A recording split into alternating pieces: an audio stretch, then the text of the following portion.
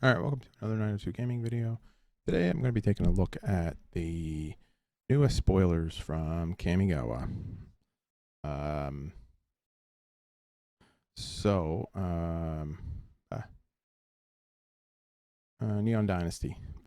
It's been a while since I've been back into Magic for a little bit now. I'm making videos and stuff, so hopefully to get back into this. I had some personal stuff go on, and I just want to keep making some videos. So anyway, there's been, I believe, 4 new cards since I made my last spoiler review. I think Iganjo Uprising and was one other one. I forget which one it was now. But anyways, we got 4 new cards. We got one green, white, black, and red. So we'll take a look at the green one here first. And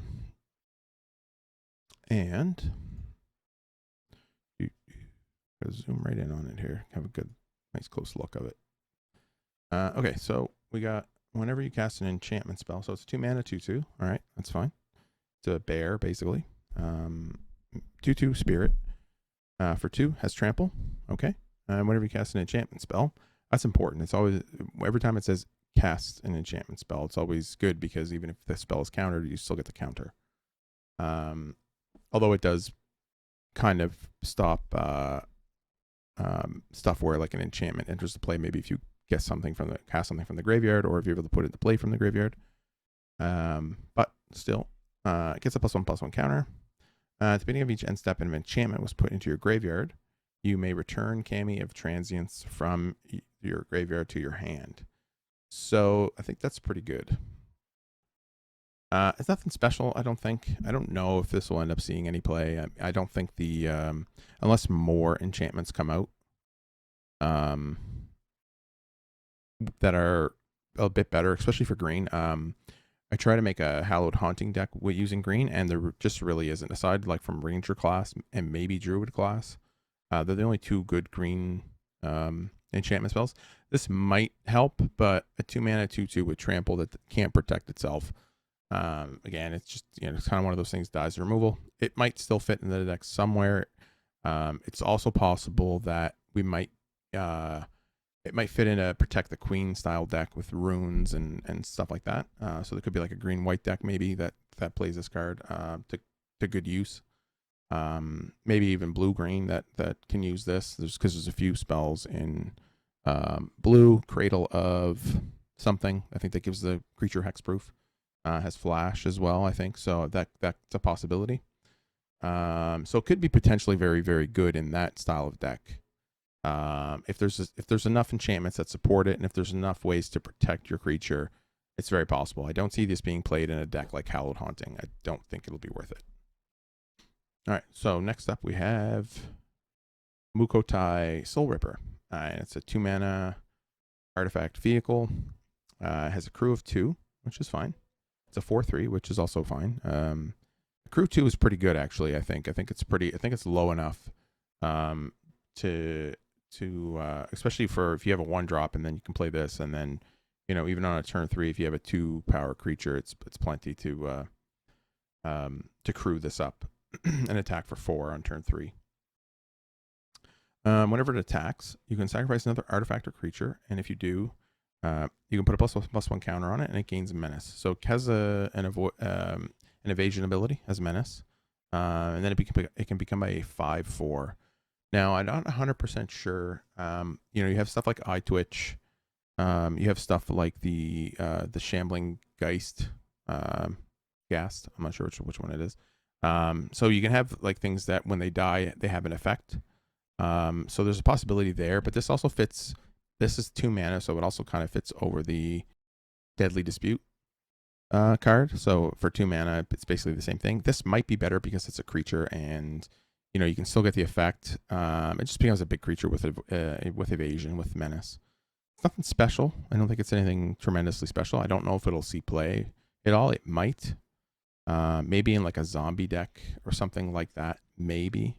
But I mean, for 2 mana 4/3, that's pretty good, I think. time and time again, we see that cheap vehicles with a low crew cost and a high power toughness tend to get played quite a bit.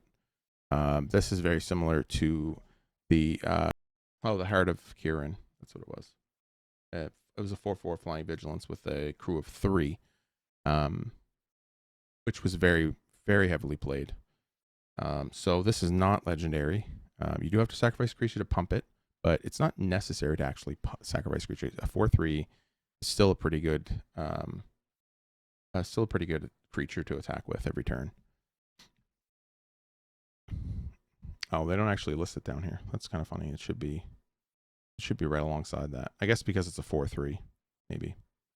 4 toughness is very important too, because there's a lot of 3 damage removal spells in the format right now. So I've said before, I think 4 toughness is where we're at again. It's very, very important. Okay. Again, I think we go from potentially playable in the right deck to likely playable, I think, in any black deck. Then we have the white one. What's the white card? 2 mana, 2/2. We got another bear, legendary creature. Light Paws, Emperor's Voice. So this one's a bit different. So whenever an aura enters the battlefield, if you cast it, you may search your library for an aura card with a mana value less than or equal to that aura with a different name than each aura you control. Put that card onto the battlefield, attach to Light Paws, Emperor's Voice, and then shuffle. So this is very, very niche card. And I think stuff like this, I mean, it'll make any aura that has flash on it very, very good in conjunction with this card. And there's a possibility that you don't play it in a Protect the Queen style deck where you basically put a bunch of enchantments on one creature and then you just like cast counter spells, or you give it hexproof or something like that, just to protect it from removal spells, and then have some type of evasion on it to be able to kill your opponent. So you basically build up a huge creature and then you're able to kill your opponent in a few turns, while protecting it at the same time. So it'll make flash auras very, very important. Other than that, this is so far the weaker of the 3, I think. It's also legendary, which makes it hard to play multiples. Nothing too interesting here, although being able to get a free aura card.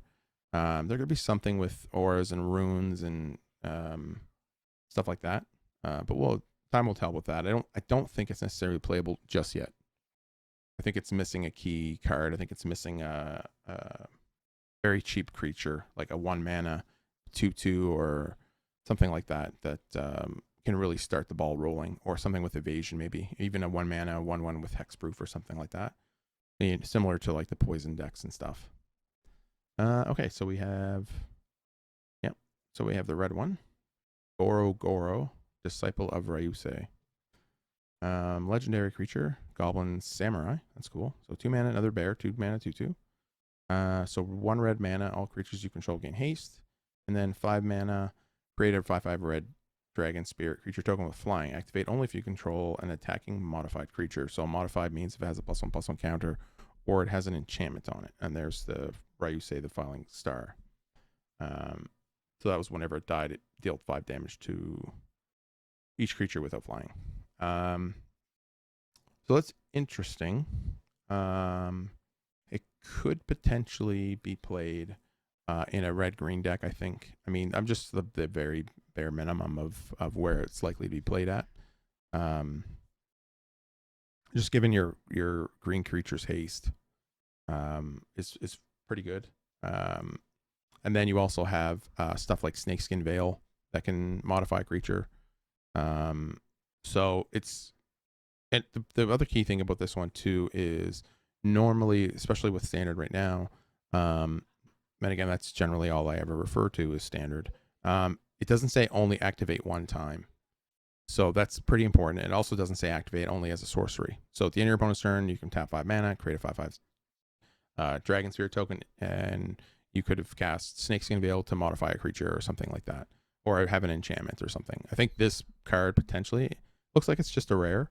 This card potentially could be the most powerful card in out of these 4 that are spoiled right now. So I think that's it for today. I think that's all the spoilers. Fairly interesting. I think the white one. I think the light pause is relatively weak. It could there's some if more enchantments come out, more auras come out. Sorry, that have flash potentially. I think that's good combination. But because it has that different name clause, you can't like stack some of your best enchantments. So playing like 4 of all your best enchantments, all your best auras, I think there's only maybe 2 or 3, maybe 4 auras. So it's basically getting, maybe you'll get 1 free aura out of it, which is essentially almost like drawing a card, kind of. So it could be good with the rune cards. I can see it possibly being played there. The blue one I think has flash, or there's another blue aura that has flash on it, which I think could potentially be pretty good. But there have to be more with this card, and right now I don't think there is. Maybe a Bant blue, green, white deck might see some play with the enchantment in this, so you kind of have some redundancy with that kind of decks. That's what you want with those style of decks. You want some redundancy. You want creatures that kind of do the same thing. This card or this deck, that particular deck would likely need something like a 1 mana 1/1 with hexproof, or even a 2 mana 2/2 with hexproof, something like that. It would need something that just protects itself, that can't be killed easily. Soul Ripper, I think there's potential for this to be played in even in mono black decks right now. I think it could replace Deadly Dispute. I think it's easily replace Deadly Dispute. Ooh, he card reads good. A lot of times with Deadly Dispute, you're sacking a creature, you're getting a little bit of value, you're drawing some cards, and sometimes you're just drawing more land or more Shambling Gas or more Eye Twitches, which again is all fine, but being able to actually kill your opponent is much, much more powerful than just sort of like grinding your gears, kind of, right? So, and I think the red one, of course, I think the red one's probably the best one out of these 4. I don't think there was anything else. Nope. Okay. So that'll do it for this video. Hopefully you enjoyed it, and I will see you in the next one.